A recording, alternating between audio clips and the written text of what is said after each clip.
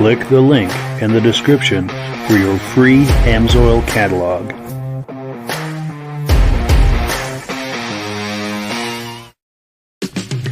It's time for a quick shout out to some of our friends. B&B Auto Sales, your muscle car connection in Brookings, South Dakota. Above the Notch Car Club, a car club for auto enthusiasts in northern New Hampshire. The New Hampshire Muscle Car Club, the largest muscle car club in all of New England. MGM Classic Cars in Addison, Illinois.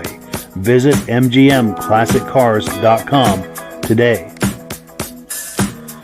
Beach Hill Automotive in Bethlehem, New Hampshire, specializing in the repair, service, and towing of muscle cars and classic cars. Absolute Auto Body and Collision Repair in St. Johnsbury, Vermont.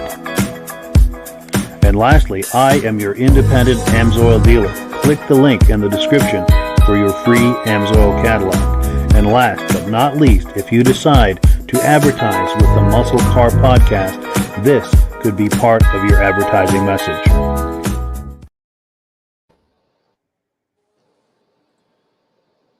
And I apologize, I was on the wrong screen there. Good evening, everyone, and welcome to the podcast. I'm really glad you're here. I have a robust lineup of muscle car entertainment on tap for you tonight. But before we get into all of that, I want to make sure that everything is working properly. So if you can see my face and hear my voice, I'm going to ask you to leave a comment. If you're a first-time viewer, let us know where you're viewing this from, and also, I'm sorry, I'm being distracted here. Let us know where you're viewing this from, and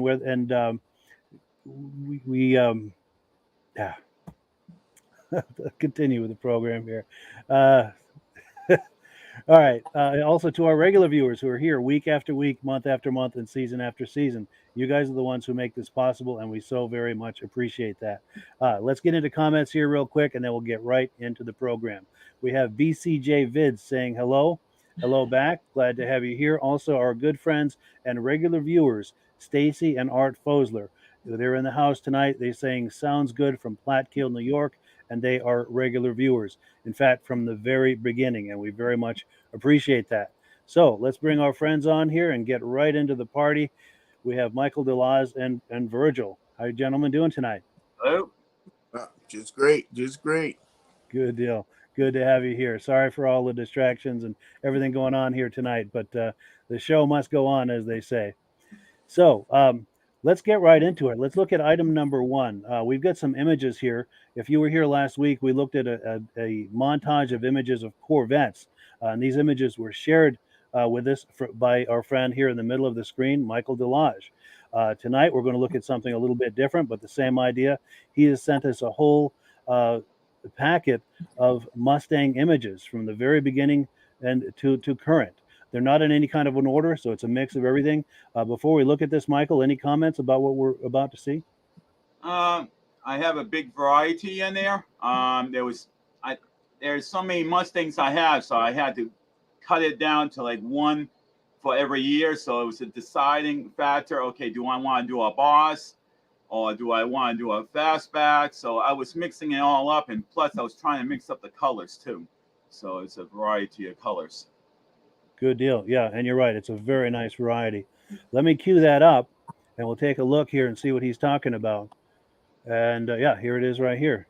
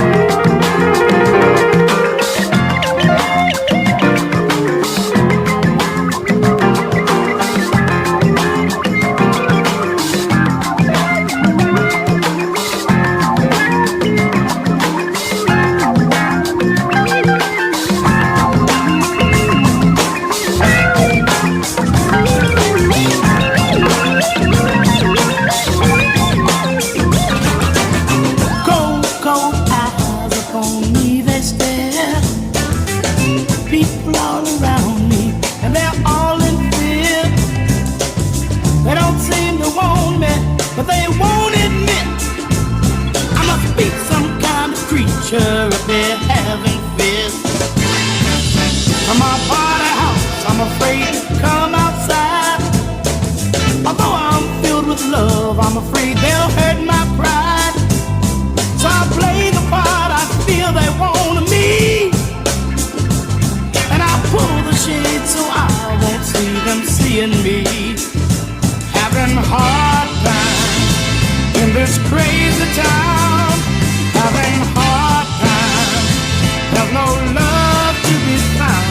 Having hard times in this crazy town. Having hard times, there's no love to be found.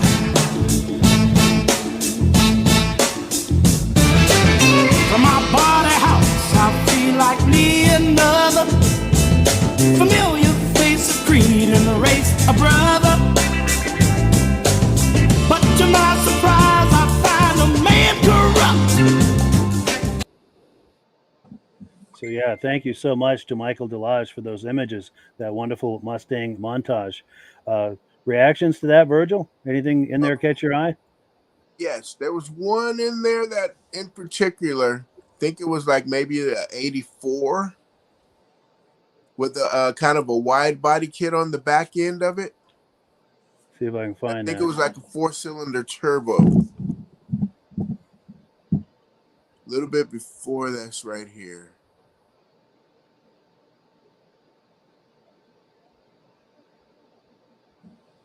Where'd that thing go? Oh, that white one. Let's see. It wasn't that one.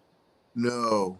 It's it'd be a year before that one. It'd be like maybe a Sailing or something like that. Oh, this one. Nope, it was a white. It Maybe a was white. little bit Okay. before that. Man. Oh, can't be before that because that's the beginning. Yeah. Well, that's all right. We'll try it again. And it had like a wide body kit. You're saying? Yeah, especially on the back end of it.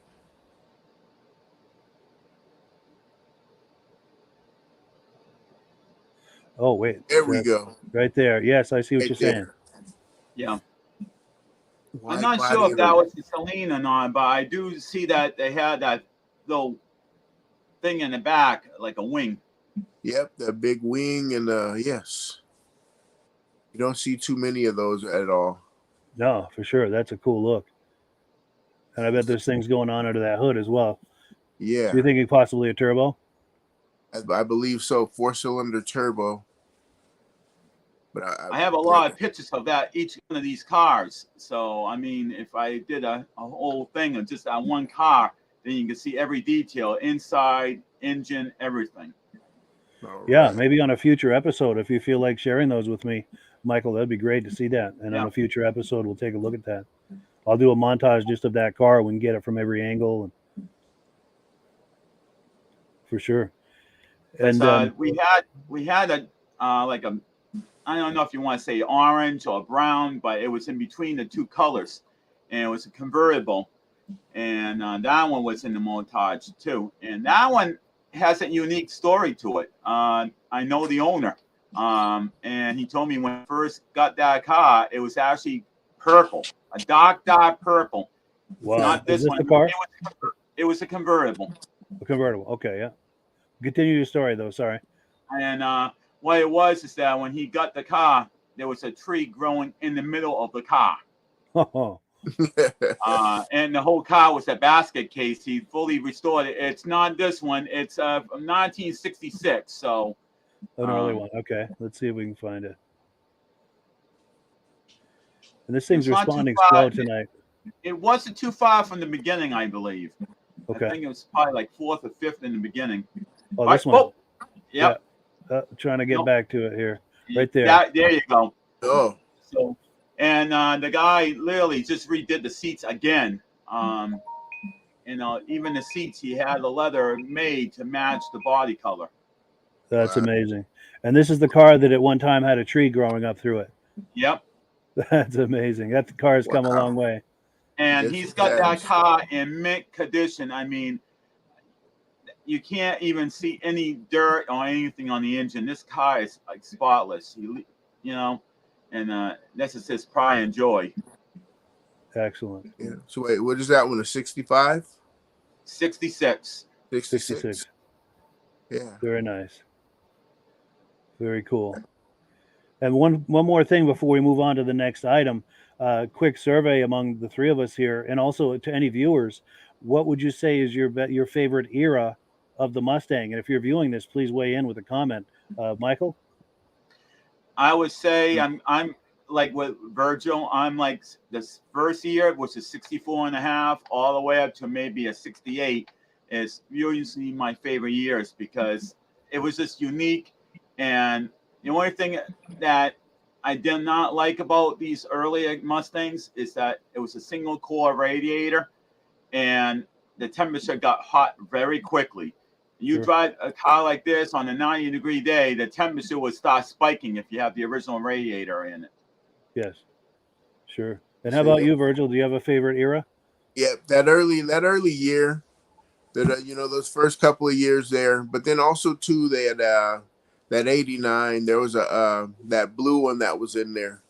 Yes. Yeah. That was sharp. I know the So, one you mean. I don't know if I can so yeah, find it, so but so yeah, and I would have that to year say, right there. here we go. Yeah, that era right there. Yes, that era right there. That Now Yep. the the one you're talking about is different than that. I don't know if I can find it. This because thing's that choking era tonight. right there, they have the CHP model there. Oh, and that one, yeah, that CHP model is just so great. Yeah, because my favorites, I'm going to say, were like the early '70s, kind of like the Boss, and then what Yep. we're looking at here, like this modern style, with those aggressive lights and the big grill. I Yeah. think they're still doing a great job today with it. Oh yeah. And unfortunately, I don't think they're making the Mustang anymore. I think they're just electric now. I think they're And transitioning to electric. Exactly. so basically the car is pretty well done for now. All you got is the history. It's just like the Camaro, which I'm going to do that collage hopefully during the week to get that set up. But same thing with that. They're not making the Camaro anymore. I think the 23 was the last year they're going to be making it. Yeah, and I think the Challenger is transitioning to electric as well. Everything is, Yeah. unfortunately. And I don't really like the idea about electrics because I'm hearing a lot of vehicles catching on fire. And I'm Yes. hearing the fire departments, when they put the fire out, they have to use 3 times the amount of water than they normally would use to put out the fire. And isn't there a And risk of also, electrocution as well? yes. And also, there's another problem. Even after the fire is put out, there's been reports that 3 hours later, the fire starts back up again. Oh wow, So, crazy. I Yeah. just can't see the transition from gas to electric. I'm sorry. I mean, Yeah, same here. I'm used to having you press your pedal and you can hear the engine roaring, telling you, Yes. "Hey, I got power." You know? Yeah. Yeah. Yeah, it's true, especially with the muscle car. To me, it doesn't fit. I think it's technology worth exploring, but I don't think we're there yet as far as going into mass production and Well, just muscle cars are kind of a sacred area. there's another situation too. Is that if there's an electric car flying down the street, you're not going to hear it coming before it hits you. At least a muscle car or something like that, you're going to hear that engine roaring before it hits you. You got a chance to get out of the way. Yes. Yeah. Oh Yes. yeah. I guess they got that Harley Davidson. What do they say? That mantra, "Loud pipe saves lives." Right. Yes, for sure. Well, cool. Let's move on to the next item here. We're on item number 2. It's time for some quick announcements. Now, our good friend Rob is typically here to talk to us about AMSOIL. Unfortunately, he's got something going on this week. In fact, he's at the National AMSOIL Convention as we Oh, speak. wow. So when he comes back, he's going to have a lot of show and tell for us in the way of AMSOIL. So in the meantime, I'm just going to do a quick thing and talk to you about a promotion that AMSOIL is doing. If you were on the preferred customer program, right now they've got a special offer going where if you order $75 worth of AMSOIL, you get this free 8-in-1 T-handle screwdriver. And if you'd like to become a preferred customer, it's very easy. Just send us an email or a text. In fact, let me put that on the screen. There's a phone number on here. Call or text me. Text me preferably after this podcast, and I will get back to you with how to become a preferred customer. It's very easy, and it gives you the deepest levels of discount, and it also gives you free shipping on orders over $100. Very much worth doing. If you're into AMSOIL, it's the way to get the best possible value. Now, one other thing, I know that was kind of a quick AMSOIL, but we need to keep it moving, and I have an image that was shared by one of our viewers. Pardon me. Now, this viewer is a good friend of mine. He was one of my best friends in high school. Oh, He shared wow. this with me. And this is a Buick Wildcat. It's a concept vehicle by Harley Earl. And if anyone who's an enthusiast of Harley Earl, you'll recognize those lines. Wow. Wow. And this is from my good friend Dan Bailey. He and I were great friends in high school. In fact, let me pop a quick. This is a yearbook picture. There's a big story behind this, but it's not for tonight. But that's him on the left with a guitar and me behind the drums, and a couple other people in the class we were taking standing there with us. But yeah, good friend from back in the day, and we always called him DJ. How you doing tonight, DJ? I hope you're watching. If you are, please drop a comment. Love to hear from you. But yeah, good time. That car is wicked cool. I mean, you look at the way the headlights are.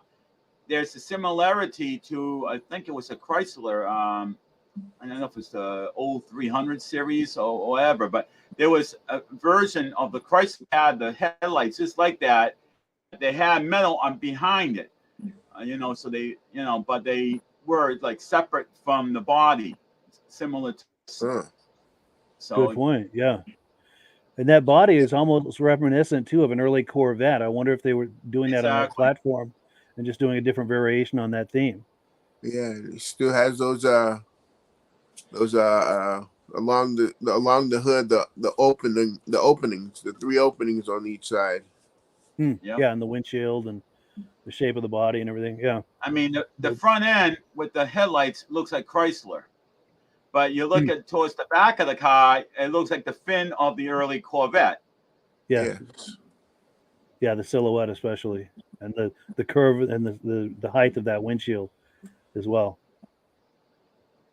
Well, cool deal. Yeah, thanks again for our good buddy DJ for sharing that image. And we are on item number 3. We're going to take a look at a 1972 Dodge Charger, and this car is for sale by our friends out in South Dakota, B&B Auto Sales. So let me get that queued up. Take a look.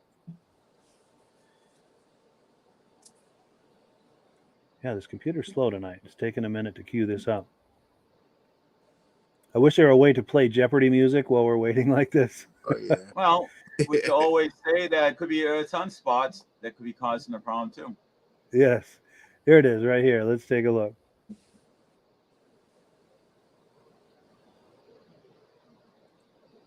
And it's taking a moment to load. Here we go. Here it is right here. Hi, this is Dirk from B&B Auto Sales. Today we're showing you our Dodge Charger, come out of Wyoming. Just had a bunch of motor work done to it actually in 2020. Spent $8,000 on the 318 that's in it. So runs, drives good. Older paint job. You'll see a few imperfections here and there, and just a driver quality type paint job. Does have the hideaway headlights. You'll see some chips here and there that they touched up as good as they could, just didn't match real well. It does have the vinyl roof on it. And like I said, it's got some debris in the paint here and there, just a driver quality paint job. And like I said, there's some more chips you can see. Interior, must have switched over to bucket seats, because as you can see there, they don't match the material of the back seats. And I doubt this car probably come with buckets, probably come with a bench. Is an air car, missing the compressor and lines and brackets. 38,448, what shows on the odometer. Put a cover lay up on top. And it's kind of wrinkled, so butt looks probably better than a cracked dash. Got, I'd say, new carpet in it. Original door panels. You can see some of that, what this old stuff does. It kind of flakes away. I'd say probably original headliner. I'll show you that from the outside. No speakers, but does have the grill cover. So if a guy wants to put some speakers in, get that looking pretty good. I would probably, like I said, there you can see some cracking. Probably got some mud in the quarter here, I would guess. Some rock chips that they touched up or fixed up. There's a kind of blended that in. You can see there's a little better shine there, and then it goes to not very good shine. So like I said, there you can see the debris and stuff in the paint. So a cheaper paint job, but it is a Charger, and it's runs and drives good, and looks good from 10 feet for sure. Here they must, wherever they parked, they opened a door against this car, and it chipped the side there. Here's the receipts for brakes, the engine. There's some what the cam is, some other stuff, all from back to 2016. Doors shut good, especially for a big long doored car. I got a kind of a rally wheel on here right now, just a steel rally wheel. So rails, we're gonna start up our Dodge Charger here. Put the keys in it. Just got it in, hasn't even been checked over yet. Sounds good, got good oil pressure. Gas gauge went up to just below a quarter. Blinker to the left, blinker to the right. Horn does not work. Wipers do work. Let's see if the radio works. Just an AM radio. That does not work. You know, it has add-on cruise control, but it works. Heater fan works. We'll go ahead and turn the lights on, see if these have hideaway headlights, so there you take a listen. It runs really good. Power brakes, power steering. The intake, new carburetor. Yeah, there's that old cruise control system that's not hooked up. Headlight doors work.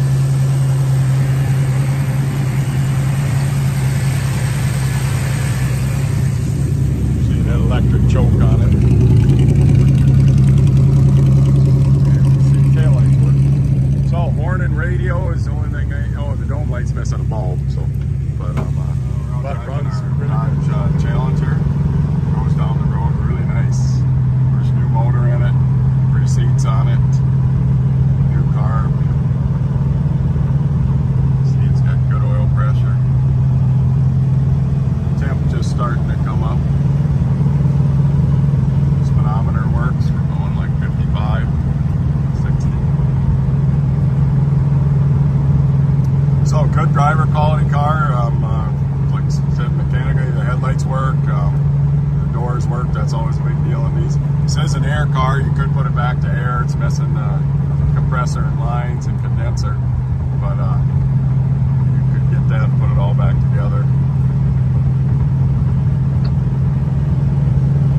Definitely a good driving car, that's for sure. Sounds good.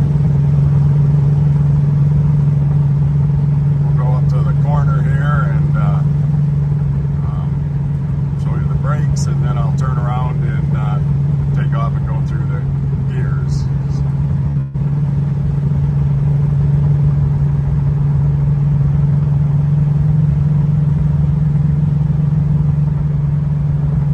These year's Chargers are good investments right now. They're still affordable. You know, the 68 to 70 Chargers or 69 to 70 Chargers have gotten really expensive. So these are next body style and nice and affordable.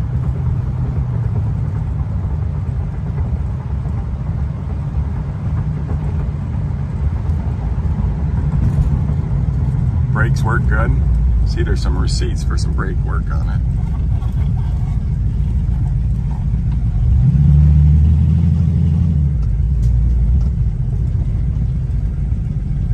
I gotta wait for a car here and then we'll take off.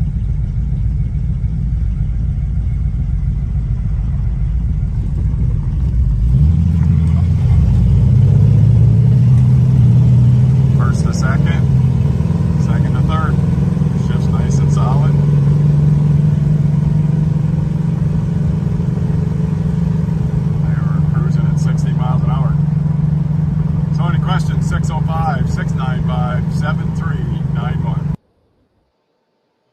Yeah, so thank you so much to our friends at B&B Auto Sales for that footage of that 72 Charger. Virgil, reaction to that? Well, cool car, cool one. You know, Yeah, good start, good starting bones there. I like the hideaway headlights yes, and the white interior there. So a good starter. for sure. For sure. And Michael? Yeah, when he was mentioning that there's no speakers in the back, I'm saying to myself, maybe that's why he's not hearing the radio, because maybe those are the only two speakers in the car. Aha, It's in the back. good call. But anyways, what I like about the car is, it's just a nice riding car. You know, and when I look at this car, and he mentioned that it's a pretty good, fairly good price, $69.70.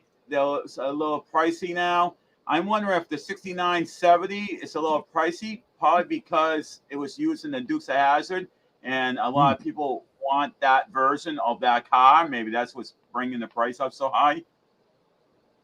Yeah, that's probably created a lot of demand for sure for that vintage.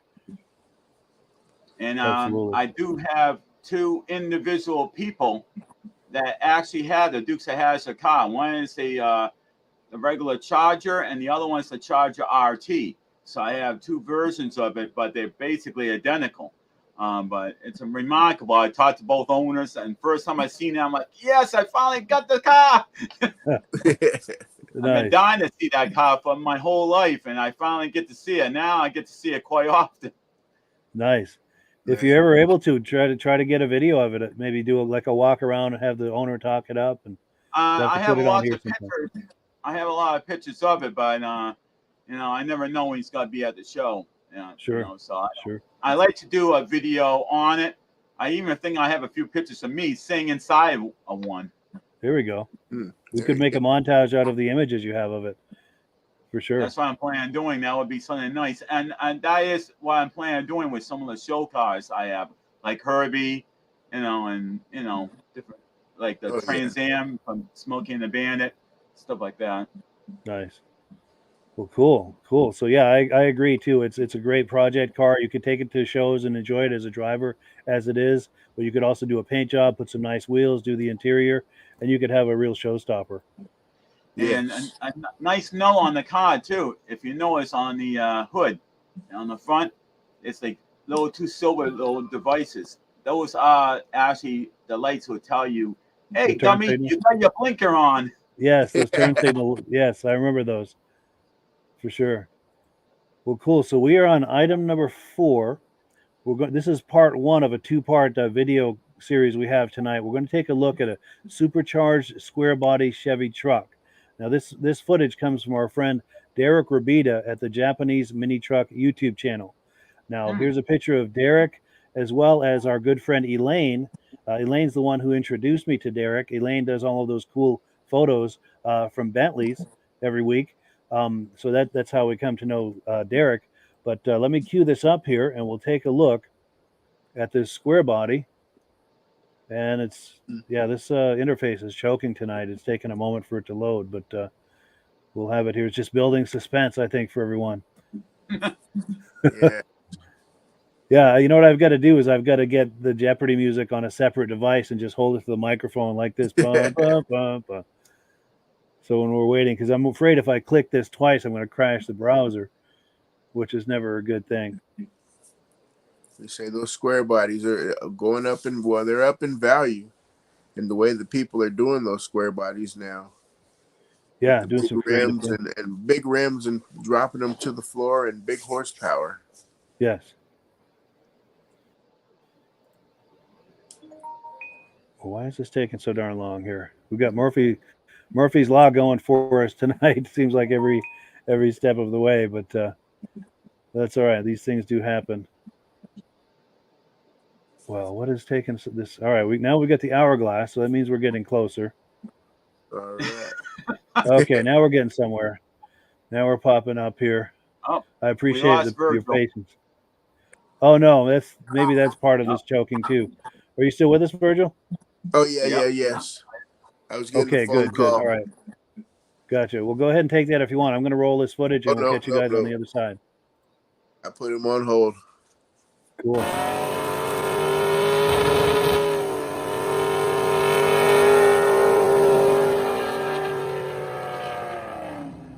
Hey, how's it going, everybody? Welcome back to another video. Today we are here with my friend John's 1986 Chevy C10, and I'm going to get into some of the facts about this truck and what makes this one particularly so special and so cool. So we're going to hop into the video right now. So this right here is the third generation of the CK series Chevy truck. They ranged from 1973 to 1987, and they were nicknamed the Square Body, and from factory they were named the Round Line, which is kind of funny. So the purpose of the CK series on the third generation of these trucks was to double down as a full-time work truck and a daily driver, so it was a little more comfortable for the everyday person to just get in, go cross country if they wanted, or use it to, you know, go work on job sites. Funny thing too that they were trying to do with the Chevy truck is, compared to the second generation, they were trying to make it more aerodynamic, which is a literal box. And funny enough, they even did things like not having an antenna on your fenders and putting it in the windshield, just for aerodynamics. So back in the day, if you wanted a square body Chevy, there was so many different options for these trucks. You could get a regular cab short bed, you could get a 4-door long bed, you could get a regular cab long bed. You could not get a 4-door short bed. They even came with a dualies option where you would have dualies in the rear. And these trucks also had a pretty wide range of trim levels. The highest for the GMC being the High Sierra, and for the Chevy, it was the Silverado trim package. You had your GMCs and your Chevy square bodies. And on top of all that, they also had their SUV line with the Jimmys, the Blazers, and the Suburbans. And in having such a large platform of square body vehicles made parts super accessible. I mean, these trucks have a large fan base. There's such a large aftermarket support and parts for these trucks, which make it such a great customizable vehicle and affordable to keep on the road. So really quickly too, I just want to clarify. So when they made these trucks, they called them the CK series, and the C just stands for two-wheel drive, and the K stood for their four-wheel drive models. And in the first year, in 1973, they sold over 1 million units of these trucks. So when these trucks were first made in 1973, they had a single round headlight on each side. Then about 1981 came around and they started doing the quad headlights. Also, as an option, you could also get just a front square headlight, and the lower one would be your blinker. So most parts for these trucks were pretty interchangeable from about typically the years 1973 to 1980, and then 1981 to 1987. And essentially what it was is the newer models, they had a sloping hood. On the newer models, the wipers changed spots in the cowls. These ones had a different grille, and like I said, they had different headlights, and you had a side marker in the fender. So compared to previous generations, the truck's wheelbase on the third generation was actually stretched to give it a smoother and quieter ride as well.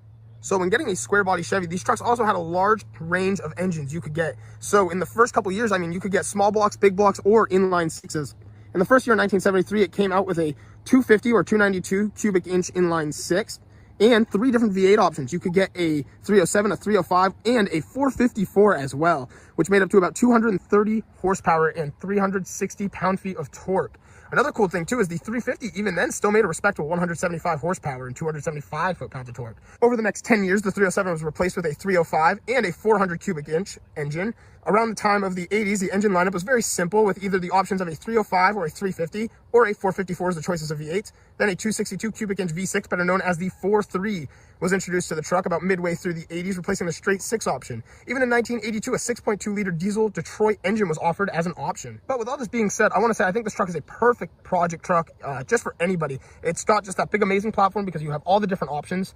And on top of that, I mean, the parts are super interchangeable. They're very accessible, very affordable. And I mean, there's so many different builds. You could build your bagged dually style build. You can lower them down. You can lift them for off-road. They're great for everyday drivers today. I mean, these trucks do not die, and that's why they're still on the road. And even back in the day in 1987, you could pick one of these trucks up for brand new for just under $8,000. At the time of the square body, there was actually 4 different options for interior trim, with a wide range of different colors, different seats, things like that. Most of the time, these trucks would just come factory with a bench seat though. This truck, like I said, was made very user-friendly for daily driving. So all your gauges are just set right in one nice spot. Very, very simple to see. And then right there at the passenger side, you have your trim that goes right across. That would typically say, you know, Silverado, High Sierra. This one says Custom Deluxe. And cool enough though, and it's why we're filming this truck today, is all this interior has been customized. So it looks a little similar to factory. It looks like it's all supposed to be here, but it's all modified very heavily like the rest of the truck. But one thing I don't think Chevy intended on was having a 750 horsepower LSA supercharged engine inside of their everyday work truck.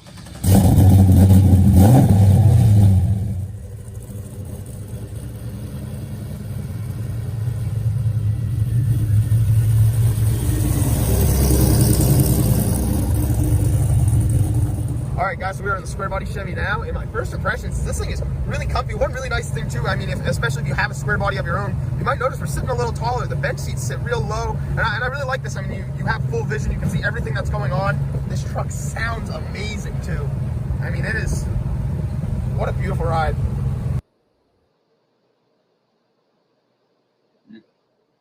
Mike, your microphone is off. Microphone is off. You're exactly right. Sorry about that.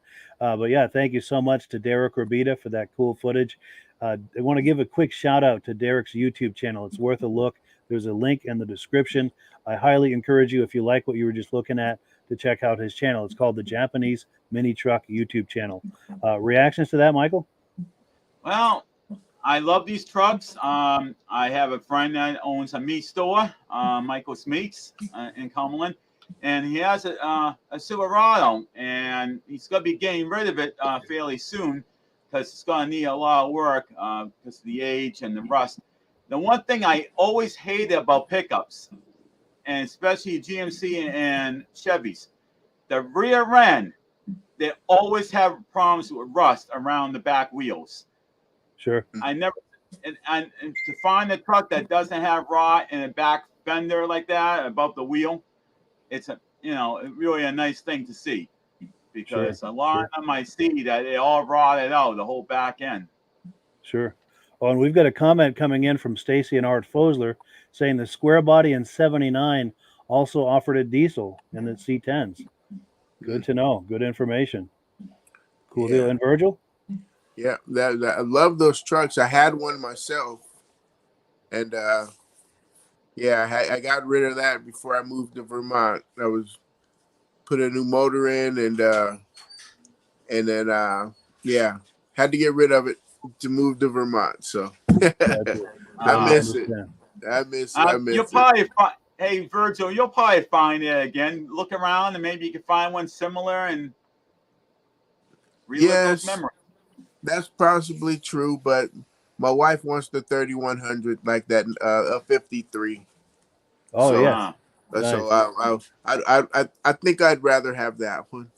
Yes, for sure, for sure. Yeah. Oh, it's easier to repair. What was that? It's easier to repair. Yes. Yes. Well, cool. So that was just part one. We're going to look at part two here in a little bit, but in the meantime, we're on item number 5, and this is some footage that Virgil and I got last summer at the Waterbury Car Show. Do you want to set this up for us, Virgil? All right. Yeah. So this was let me see here. I was Mike put me on the spot there. So That's yeah, right. so we were there at the Waterbury Car Show, and we met up with Bill Marcellus and his two twin sons, which are probably driving now, huh? You think? Yeah, I bet getting close. They were getting close to having their driver's license, but a nice 1975 Grand Torino, and yeah, and we had a great family, and the father and sons are really into the car. They help. They actually had another one also, didn't they, Mike? They did, and I think he's got a third one at home too. That they another project they're working on, and I think a bike too. And I think he's going to go into detail as we're talking here. But yeah, let's roll that and take a look. Yes, sir. Hello there, sir. How you doing? My name is Bill Marcellus. It's a 1975 Gran Torino. It was my dad's. He bought 2 of them. Gave me the 74. And after he passed, I decided to finish his first. Not quite done yet, but runs, drives. I haven't done a lot to this car engine-wise, just headers. But everything underneath, springs, shocks, brakes, tires, gas tank, all that stuff's been replaced. Interior still original. Hopefully by next year I'll have 2 Gran Torinos here. Sweet. My dad's and mine. Nice. So what motor you have in this one? 351? This is a 351 Windsor in this one. All right. AC still attached. Doesn't work, but it's Vermont. Yes. You only needed what, last month, right? Yeah, last week. Nice. Yeah, it's been an experience. I've got 3 boys, and David and James, they're maybe 13, and their older brother, John. And we've completely frame off the 74, and they've all had varying degrees of helping me work on this one. Oh, wonderful. All right. Your car nuts for life now. I hope so. That's cool. You know, there's some things they're like, so Dad, we're going to do this? I'm like, after I'm gone, you take care of it. There we go. 3rd generation. Yeah. That's cool. So I guess one question. What's that? Are they twins? Yes. Nice, yeah. So I got one question for you. You got 3 boys and 2 cars. I also have the 1973 F-250 Camper Special. All right. All right. 71 Harley Davidson. All right. Okay. They can argue over it. Nice. I don't know what else to tell you about it.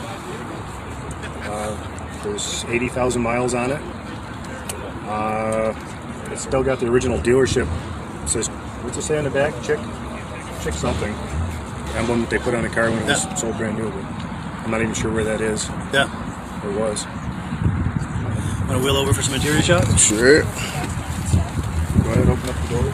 Oh, cool. Yeah, thank you. Let me see here. Here, let me pass this one over to you, Mr. Mike. Yes, yeah. It's the original interior. Wow. Nice shape. You know, you could use a new carpet. Already figuring it out, huh? It'll go a few more years. Just shot of the door here. Except Very nice. Yeah, I get this car. Yeah, that is nice. So I'll see if I can possibly sell this car. And then I want to get a shot of the tag here too. Marcellus, is that how that's pronounced? Yep. Yeah, cool. Bill Marcellus. Cool deal. And then, shall we pull back for a quartering? Oh, actually, you can move those chairs. I want to get a shot of the rear. Be We'll get a walking quartering around shot of the the field rear. placing winter taps on your windshield.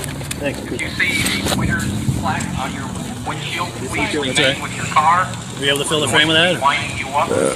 Probably within the Yep, next, we got it. Nice wheels too, huh? 20 minutes to Yeah. Yeah, I found them online. The guy was selling them used. American Racing. American all Racing, aluminum. yeah. 15 by 10s. Yeah. And I think I paid $100 for it. So 15 by 10s all the way around? Yep. All right. The front's the size smaller, narrower, 8-inch wide in the front, and they're 10.5 wide in the back. Oh, nice. Sweet. Yeah, Yeah, so with the sun on the other side, I'm going to pull around to the other side for a quartering shot from the front. Oh, yeah, Smith. Chick Smith. Chick Smith. Chick Smith, yeah. Cool. That was the name of the dealer, you say, huh? That's my understanding.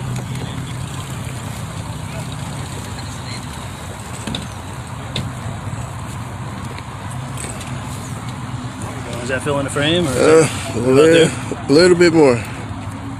All right. about there? Yes, sir. You got to remember we're in the 70s. Yeah, that's right. 16 feet 9 inches long. Ooh. Wow. That's all there, huh? 3,300 pounds, 3,400. Wow. All right. Most vehicle weight. So what? Fit 6, right? Yep. All right. That's cool. 6-passenger mid-size car from 1975. Very cool. Those were the days, weren't they? Comfortably fit 6. Yeah, Yes. that's cool. In those days, the girlfriend used to sit right next to you, driving with your arm around. A little arm roll on the seat. She gets closer on every turn. There we Yes. go. Absolutely. Are you taking that in, boys? Yeah. Yeah, make notes. They did armor all the seats this Nice. last spring. David. Cool. It made it a little slippery. Nice. Getting ready. Uh-huh. Cool deal. Yeah, it was great meeting you guys. Well, nice Yep. to meet you. Have a great rest of your day. You too. Thank you. Cool. So yeah, that was a lot of fun last summer. Virgil and I at the car show. Reactions to that, Michael?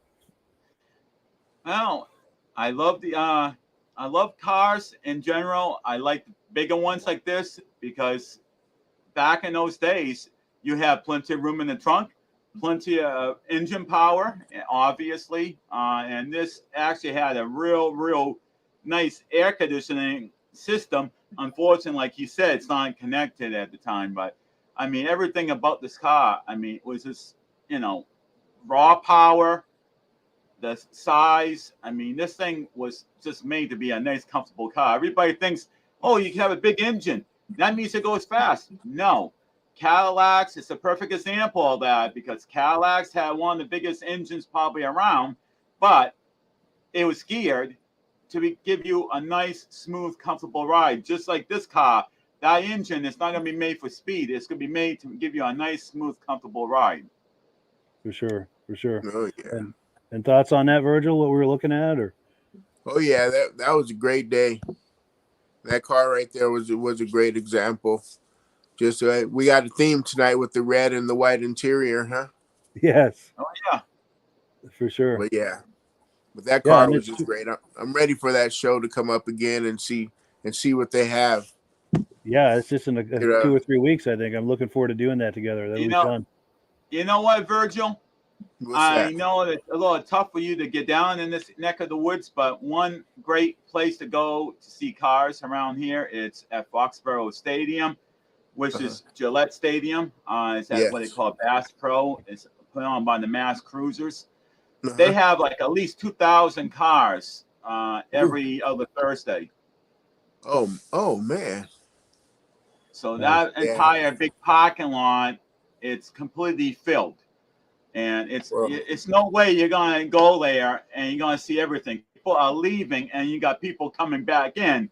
So I mean, if you're there early, you'll get to see everything comes in and out. But it's amazing what you yes. see there. That sounds like an amazing time. That's Oh, and like we've the got a population of my town. yeah, and we've got a comment that's come in from Stacy and Art Fosler. He says he's always liked the '72 Torino Sport. It had a 1-year nose, and I think I understand the nose he's talking about. They just had that for 1 year, and that was a cool look for sure. Yes. But cool. We still have 2 videos to get to. Go ahead, Virgil. Quick thought. I've also liked the '70 Torinos. Torinos have just been a great line. Yeah, They had a great lineup. They had a great lineup from beginning to end. for sure. So we're on item number 6, and I'm sorry to rush this along, but I'd like to try to finish it at the top of the hour. We still got 2 videos to look at. We're on item number 6. We've got a 69 Oldsmobile Cutlass for sale by our friends at MGM Classic Cars. And getting this queued up here. Good friend of mine, Virgil's heard this story 1,000 times, but good friend of mine when I was in high school had a 442 Cutlass, very similar to this, and it brings back a lot of memories. But yeah, let's take a look. At mgmclassiccars.com. Today we have a 1969 Oldsmobile Cutlass that just came in, finished in this beautiful original blue color, excellent vinyl top, really, really nice car that I wanted to present to you guys. The chrome is excellent, dual exhaust, glass is good. Like I said, brand new vinyl top. Paint is really, really slick on the car, and it's got gorgeous interior. Look how nice these door jambs are. All original, great door panels, excellent bucket seat console car with the center console, seat belts all intact. Got some added speakers on the bottom. Tight headliner. Both of the lights on the interior function as well. Beautiful, beautiful cluster showing 74,000 and some change. They left their stock radio there and added, obviously, the Bluetooth radio. There's our new MGM air freshener. There's your center console. They added the B&M shifter. Look how easy this thing is to fire up.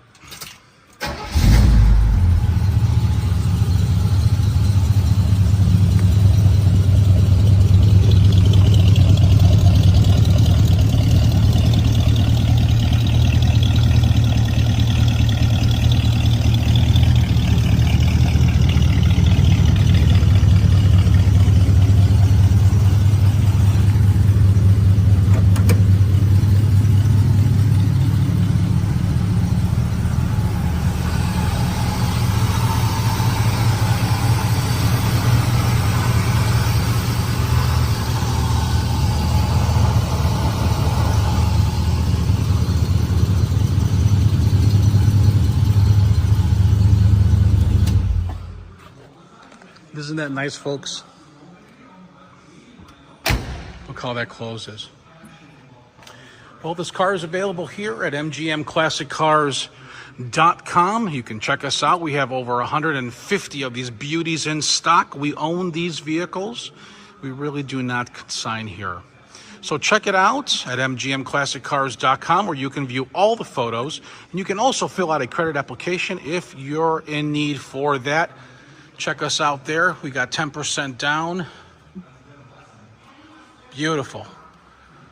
Everything about this car is really, really nice. So if you've been looking for a 69 Cutlass Buckets console 350 with the automatic trans and dual exhaust and excellent, I mean really, really nice paint and vinyl top, you found it right here. For delivery, you can send me a text message or call me with your zip code. I'd rather you guys text, it's a little bit quicker, but either way is fine. I can be reached at 847-848-1850. Again, thanks for watching mgmclassiccars.com. And thank you so much to Tom from MGM Classic Cars for sharing that footage with us. Reactions, Virgil? Well, that's the jaw dropper right there. Just a great example. Cutlass. Oh, beautiful from every angle, isn't it? Yeah, every angle. I love that the bucket seats, the console. Yeah, just a great example. That's an easy 50,000. Yeah, for sure. And Michael, reactions? The one thing I always liked about all these Oldsmobiles, and same thing with Pontiacs back in this time era, is that if you look at the back of the car, right there, right in the back corner, you can see that Oldsmobile emblem, and that little light will light up for this fender light for your directional. Oh, yes. It's right on the side. See where the back light is? See on the back fender? If you scroll around, you can see that little thing. If you look carefully, you can see it has the Oldsmobile logo right on it. Trying to catch it here. Yeah, it's right on the... Right there, right on the corner there. Yeah. Right there. You can see the Oldsmobile logo right on it. Little vertical, yes, yeah. And Pontiac did that too with their Pontiacs. They actually had a Pontiac symbol in the back like that, and that was wicked cool, I thought. For sure. For sure. And while we've got this angle, I especially like, I mean, this is beautiful from every angle, this car, but I especially like how at the back, the top and bottom line taper together to a point, and it just really, really beautiful lines, the back of that. Exactly. And that's the big thing about these cars. Everything was all not done by all the dynamics we have today. They were all done trying to make it smooth, all dynamic, without having all the newer fads they do today. Yeah, did it the old-fashioned way. Yep. Yeah, and clearly the lines were better. I mean, the cars today look nice, but nothing like this. To me, all cars today all look alike. If you look at a Ford and you look at a Chevy, if you took off the name off the car, you wouldn't even know what heck it is. It's true. No, Ford, Chevy, GM, Mazda, Honda. Yeah, there's all so kind much of all alike. the similar shapes. Yeah. Sure. Oh, and we've got a comment that's come in. Let's take a look here. Kyle Phillips says that seeing that Gran Torino makes me want to yell at something about the kids for being on his lawn. That must bring back memories. The movie. Oh yes, okay. I guess I missed Clint that. Eastwood movie. Oh yes, all right. I'll have to look for that. Oh yes, way to go, Kyle. And wasn't that a movie, Gran Torino or something? Yes, sir. I'll have to look for that. I've heard of that, but I've never seen it. Now I've got to look at it. Great movie. Great movie. And the car, well, yeah, great movie. The car is beautiful. Cars featured in the movie? Yes. Nice. So we are on item number 7. We were looking at that square body earlier in the program. Well, we've got part 2 of that video. Rather than have me talk about it, let me cue it up, and we'll just let Derek continue with what he was telling us about that. And again, a good shout out to his channel, because he's really good about talking up details about these vehicles. And if you like what you're looking at, there's a link in the description to his YouTube channel. Please check it out. He does a great job. And let's take a look. Talk about some of the things that make this truck so special. This truck has been swapped with an LSA supercharged 6-liter backed by a T56 trans. The engine is actually out of a 2008 Silverado. So this truck has fully custom suspension, it has custom brakes, different wheels, full custom interior. I mean, there is so much to love on this truck, and we're gonna get into everything right now. So on the square body Chevy, they came factory with front disc brakes and rear drums. This truck has since been converted to a full 4-wheel disc brake conversion. In the front, like I said, they obviously had discs from factory. So this one's been swapped to Willwood rotors and calipers. And in the rear here, it has the full drum to disc conversion with also Willwood calipers and discs. Another thing that's cool to note too on this truck is the staggered wheel setup and the attention to detail. So this is on some American Racing wheels, and since this truck is orange, the lettering in the American Racing has also been hand painted orange, which is just super cool to see. This truck is backed by some 305 drag radials by Nitto on the back here. It's got a 3-inch Holley exhaust all the way down. It sounds beautiful. And the owner, when he got the truck, it originally had a roll pan, put this bumper on the back, which gives it a really, really good look. So, I mean, right back here, this rear suspension setup is beautiful. So this has Mosier axles. It has a thick Beltec sway bar link back here. This has adjustable QA1 shocks. The owner at one point went back to, they're just factory leaf springs, but they're new factory leaf springs. It has Caltrack bars on the side. I mean, this thing is just set right up. Kind of a funny story too. The owner was telling me throughout time, he has changed the rear gears in this 4 different times and is actually considering putting taller gears in it. Currently at this moment, it has 410 gears. So as far as suspension in the front here, we have CCP tubular control arms, upper and lower. It has a coil over conversion kit. You can see it right through there, which is awesome. This truck also has the Viking double adjustable shocks as well. And you can see the giant Beltec sway bar link right in the front here as well. So really quick, I want to talk a little bit about the story of this truck as well. So this truck was purchased in 2016, the fall of 2016. And the owner originally purchased this truck because it was time for a new project. Originally, he had a little Jeep Wrangler that he was going to LS swap, but being such a short wheelbase and having all that power was a little sketchy. So decided to go with something a little bit bigger. He's always been into hot rods. Cool about this truck, it was already a solid painted truck. So it was a perfect shell to just start working on. So this truck originally had a 350 with a leaky rear main seal bolted up to a turbo 350. So that's the automatic trans. He said when he did the LS swap, it was actually pretty straightforward, pretty simple. But the more complicated part was swapping the truck to a manual, because we had to cut the hole in the floorboards to fit that in there, but it all looks factory. I mean, it looks like it's just meant to be there. So right after the life of the 350 in this truck, a 406 small block was dropped into it that made 500 horsepower at the crank. He drove it for about 2 years, ditched that, and now we have this beautiful LSA supercharged 6-liter. So when this engine was originally picked up, like I said, it came right out of a 2008 Silverado. And when the owner got the engine home, he started just tearing it down. You know, he just wanted to check it out. So he pulled off the cylinder heads, and the cylinder walls looked like glass. I mean, it was just in great condition. So he dropped a big NA cam in there. He added a Holley Terminator X ECU and a whole new fuel system, fuel management, to keep up with what he had done. And at the time, the truck was only NA as well. So the supercharger didn't come along until about another year after. So just among a couple upgrades for you guys, this has a stage 2 Texas Speed cam. For valve train upgrades, it's got matching springs and the bronze trunnion upgrade as well. So something else that's really cool to know is about a year after the truck being NA, the owner finally decided to go with a LSA supercharger. And a cool little fact about the difference of it being supercharged is when it was NA, it tracked at 109 miles per hour in the quarter mile. And after the supercharger, it tracked at 119. So as this truck sits right now, this truck makes 688 wheel horsepower at 10.5 pounds of boost and 661 pound-feet of torque, which is really cool because talking to the owner, his main goal at the end of the day was to at least achieve 600 horsepower. And he absolutely crushed that goal. And he wanted at least a mid 12-second quarter mile time, which was also completely crushed as well. And talking to the owner, he said the last time he went to the drag strip, he ran an 11.9 at 119 miles per hour in the quarter mile. So right now we're going to make our way on over to the interior. But another thing I wanted to state too is when the owner got the truck, it had a billet grill and he went back to a factory grill. This is the original front bumper. And he added these pretty sweet LSA supercharged emblems on the side.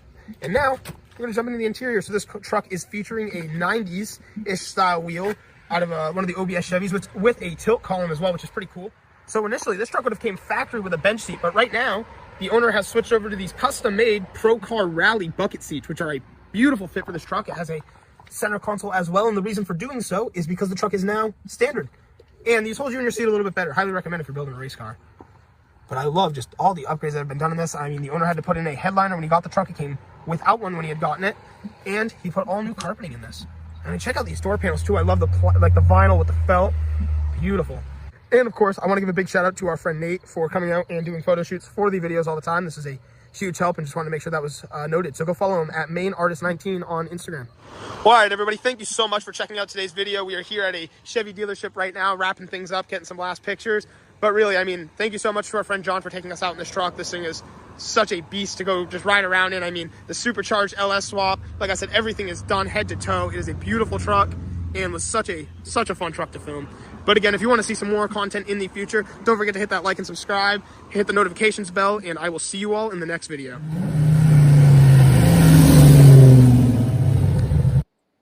So thank you so much to Derek for that amazing footage. If you like what you're looking at, Derek does a wonderful YouTube channel. There's a link in the description. It's called the Japanese Minitruck YouTube channel. We're just about out of time, but we'll do some quick reactions. Michael, reaction to that? I love the documentation that was done on the vehicle on part 1 and part 2. We just got to work on trying to fix the mic so that there it doesn't fade in and out when he's talking. But besides that, all the details he gave about the truck is more than what a normal dealership will even tell you what a vehicle has. It's true. He does a great job for sure. And Virgil? Yeah, a great video. I like the way part 1 started with the burnout there. Yes. But yeah, that truck is a beautiful truck. I miss mine. Oh, I bet. Yeah. Makes me miss mine, but a beautiful truck. Yeah, for sure. Yeah, and that owner has put a lot of work and a lot of time and money into that project for sure. Yes. Well, cool. We have come to the end of the program. I'd like to thank Michael and Virgil for coming on and joining us tonight and having a good time with us. Unfortunately, our good friend Rob wasn't able to make it tonight. He's at the National AMSOIL Convention. When he comes back from that, I'm sure he's going to have a lot of show and tell for us, and I can't wait to see that. Thank you also to the viewers who are here week after week, month after month, season after season. You guys are amazing for being with us all that time, and we really, really appreciate it. So yeah, any quick final words before we give the final word to AMSOIL? I just want to say it was a good night, good variety, good conversation. Yes, likewise. Great conversation. Good to see you again, Mike. And thanks for the here. photos there, sir. Yep, and I have a lot more. I mean, just on like Chevrolets, there's over 2,000 individual vehicles. Nice. So we're just getting started. Ford, there's like 1,700. So that just gives you an example over the years. Oh yeah. So I'm gonna have to Very pick your cool. brain and pick your brain one time and see if I can find some Mercuries there. Oh, I have a separate folder just on Mercuries. Oh yes. Nice. Cool deal. Well, good. Well, on that note, yeah, have a wonderful evening, everyone. Thank you for joining us, and we'll catch you on the other side. Oh, quick housekeeping note. I'm doing a rerun next week. We've got something going on, but the week after that, which I think might be the first Wednesday in August, the 2nd, we'll be back here with another live episode. So, right. yeah, last word goes to AMSOIL, and thank you so much, everyone. Have a wonderful evening. You too. Hello, everyone. This is Rob and Mike. How you doing today, Rob? I'm doing good. Mike, yourself? Very well. Thank you so much for coming on. I appreciate it. Now, today, we're going to be talking about AMSOIL. And in a few moments, we're going to show you how you can get the deepest discounts, free shipping, and free gifts when you order your AMSOIL products through us. But first, I'm going to ask Rob to give you a quick description of what AMSOIL is and why you should consider using AMSOIL products in your motorized vehicles. Thanks, Mike. AMSOIL is 100% synthetic oil. Everybody uses AMSOIL for a different reason. Some people like the benefits that AMSOIL is warranted for 25,000 miles or 1 year. The reason we can do that is because AMSOIL doesn't oxidize. It doesn't form the usual carbons, gums, sludges like petroleum oils do. That's why we can keep it in the engines longer. Petroleum oils never do wear out. They oxidize themselves. That's why they have to be changed at 3,000 kilometers. And AMSOIL likes the benefit that you only have to change the oil once a year. That saves some money. Some of the people like the benefit of AMSOIL is it's a slipperier type lube. By having a slipperier type lube, it cuts down friction drag. By less friction and drag, engines run 20 to 50 degrees cooler, better gas mileage. Now, AMSOIL says 25% more protection than the industry requires is in the AMSOIL bottles. My average customer gets about 10% increase in gas mileage. That's a big savings. Yeah. And by cutting down friction and drag, for every 10 degrees you cut down the friction and drag, doubles the life of the engine. So by having the engine run cooler, it makes it last longer. Some people like the benefit of the range of the AMSOIL. AMSOIL's flash point is 425 degrees, and it pours at 50 below zero. Wow. If you ever tried petroleum oil when it's 10 below, it turns to honey. And in the summertime, petroleum oil thins out, and once it thins out, that's when it starts breaking down. So AMSOIL's an all-season oil, can give you better gas mileage, longer engine life, less maintenance. It ends up being cheaper over a year's time running AMSOIL than it is petroleum oils. That's amazing. That's amazing. And AMSOIL is available for pretty much any motorized vehicle, anything from lawn equipment, cars, trucks, boats, ATVs, motorcycles, snowmobiles. Yep. And a lot of people phone me up and say, well, what's the benefit of our gear lube? Exactly what I told you about the engine oil. It pours in cold weather, it runs cooler, makes the equipment last longer. And they say, well, what's the benefit of the small engine? Same thing. Makes the engine run cooler, last longer, better performance. So it saves on all the applications that AMSOIL has available. Wonderful, wonderful. So yeah, let's talk now. Hopefully, this has convinced people to think about maybe joining us in the AMSOIL experience. Let's talk about some of the discounts and free shipping and how that all happens. I'm going to pop a graphic on the screen, and yeah, by all means, if you want to talk people through how this preferred customer program works. AMSOIL has a number of different programs. One of our main ones is a catalog customer, where somebody can order directly out of our catalog. If they order out of the catalog, they order $100 worth, AMSOIL will ship it right to their house. But our best program is our preferred customer. For only $10 for 6 months, you become a preferred customer, you save 25% on all the product. You order $100 worth, they're going to give you free shipping. You don't have to order a whole case. You can mix and match. Say you want 4 bottles of small engine, 7 bottles of 5W30, and a couple of gear loops. You can mix and match. You can order 1 bottle at a time if you want. There's no minimums, no maximums. By being a preferred customer, you save over 25% on all the products you're going to buy. AMSOIL sends you extra gifts, a $5 gift certificate on your birthday, $5 when you renew your account, and stuff like that. So it's a good way to save on some of the products you want to buy. For sure, for sure. Yeah, it's an incredible value, and this is the deepest level of discount that anyone can get when ordering AMSOIL. Is that correct? It is. It is. Wonderful, wonderful. So let's take people through the step-by-step experience of placing an AMSOIL order. Then that would include signing up for the preferred customer discount, or sorry, preferred customer program, so they can receive those deepest levels of discount. So let's go to the website. This is what the website's going to look like. These are some screenshots. Once you go to amsoil.com, there's a link in the description, or you can just type that into a browser, amsoil.com. This is the page you land on. At the upper corner of the page there, you see how I've circled in red. That is the link to click, the Join Now link. That will take you to the preferred customer program page, where you can take advantage of all these discounts and free shipping and everything that we've just been talking about. This is what that page looks like. In the lower right, you're going to click Join Now. This will pop up. You select the duration you'd like, whether it's 6 months or 12 months, and click Add to Cart. Now, once this pop-up goes away, you'll be back on the main page. And the upper left, you'll see where I've got that red arrow. It says Shop. Now you can start shopping for products, and on your very first order, you're going to get these discounts and the free shipping as long as it's over $100. You'll get all of these benefits right away. So once you click Shop, it's going to take you to the product page. There's different types of oils, lubricants, so on and so forth. For the benefit of this exercise we're doing now, I'm just going to click motor oil. It shows different types of motor oil. Let's click gasoline. Now this takes us to an item. It's their synthetic motor oil. And you can see the item there, and there's choices for different viscosities. But take a look at the price. Let's take a closer look. Let's zoom in. But if you've joined the preferred customer program first, you're going to automatically get the deepest levels of discount. That's what we're looking at here. You're saving $3.80 on that quart of oil. Instead of paying $16.29, you're now paying $12.49 for that quart of oil. That is the deepest level of discount you can possibly get. And then you just add the quantity that you'd like. You select any other items that you're thinking about, add them to the cart. And once you click Add to Cart for the final time, you're going to see this come up at the top of the screen. It's going to show your items and the total that you're at so far. Pardon me. And then you just click View Cart in the upper right, and that'll take you to your cart. Take a close look here at the upper right. That blue box shows that you're getting free shipping. You're eligible for free shipping on this order because it's over $100. That little yellow box shows that you've got the preferred customer membership on your order that gives you the deepest levels of discounts for the next 6 to 12 months. And then below that, you've got the items that have been selected. For the exercise here, I selected 9 quarts of the Signature Series, but that brings us up over $100 for the free shipping. We're saving $34.20. And if you're ready to finish, you click Checkout Now, and that takes you to this screen here. If you haven't signed up with an AMSOIL account at this point, just click in the lower right to create an account, create a new account. It's going to ask you for some basic information, name, and those types of things. Now let's take a closer look. You'll see this gray shaded box. This is a very important box. This is going to ask you if someone has referred you to AMSOIL. And if so, please enter my name. My name is Mike LaPierre. It's spelled right there on the screen for the correct spelling. And also the referral number, 304-555-94. That's how you make sure that Rob and I get credit for this. Now, in the interest of full disclosure, I have signed up for AMSOIL under Rob. So when you order using this referral number, Rob and I both benefit. So if you enjoy these podcasts that we're doing, this is a wonderful way to support the podcast, because when you order using this referral number, Rob and I both benefit. And the commissions I make go directly toward offsetting the cost of doing these podcasts. So I thank you in advance for that, for using my referral number.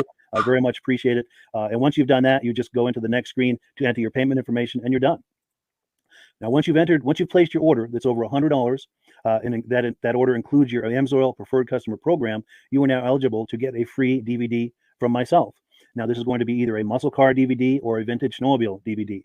Use the email address on the screen, wkspodcasts@gmail.com. Send me an email. Let me know which let me know which DVD you would like me to send you, the muscle car or the vintage snowmobile DVD, and I'll get that right out to you. As you're typing in that email, in the subject line, be sure and type in capital letters "free DVD requests" so it stands out as I'm checking my email, and we'll get that right out to you. So I guess the last thing, Rob, that we wanted to talk about is if someone is considering AMSOIL as a business opportunity. Yes. If anybody has a retail or a commercial account and they would like to buy directly from AMSOIL, just send Mike a line. He'll show you how to set up and you can buy directly from AMSOIL. But if you are interested in starting your own part-time business, a part-time business that can grow into a full-time income, Mike and I will show you the AMSOIL marketing plan. AMSOIL has a large selection of products that cover almost every application. So it doesn't matter if you're into snowmobile, boating, or ATVing or hot rods, we have an oil for every application. It's a fun type business that's I really enjoy doing. Where else can I go and have fun and make money doing it? And Mike and I are here to help you all the way along. If you need any help on how to promote or to find new accounts, we're here to help you. For sure, for sure. So when you sign up under that number, this 304-555-94, you're getting Rob and I as a team. Now, Rob has been doing AMSOIL for 40 years. Can you believe that? 40 years. So he knows every aspect of this business, and he knows all of the ins and outs of the products. So he'll be able to help you with any kind of product questions or any kind of questions to show you the different business models that you can do with AMSOIL. And then the other thing that you get when you sign up under me is I've got a strong background in social media. So if you need some coaching on how to generate AMSOIL leads using Facebook and YouTube, I'm happy to coach you with that when you sign up under Rob and I. You get both of us as a team to help you, to coach you, to support you, whatever you need to get you off and running with this business and having fun with it. Like Rob said, it's an enormous amount of fun. If you're like Rob and I and you enjoy going to any kind of boat shows, car shows, motorcycle shows, snowmobile shows, anything with a motor, you like going to those shows, those events, those races, this is a great way to turn that into a income opportunity for you. Yes. And just by wearing my AMSOIL hat at one of these events, people come up and ask me about AMSOIL. People don't know where to buy it, and I'm there to help them, show them where they can buy the product. Perfect. Well, cool. Well, this is great. Any final thoughts, Rob, before we wrap it up? AMSOIL's a fun business. AMSOIL's been around since 1968. It was the first synthetic oil to be AI approved. Wow. Yeah. That's amazing. And that's very early in the game too, isn't it? Yes. For sure. Well, good. Well, thank you so much, everyone, for viewing. Hopefully, we've gotten you excited as we are about the AMSOIL products. We'd love it if you could join us either as someone who uses the AMSOIL products or to join the AMSOIL team as a business opportunity. And we thank you so much for viewing. Have a great day. You have a good day.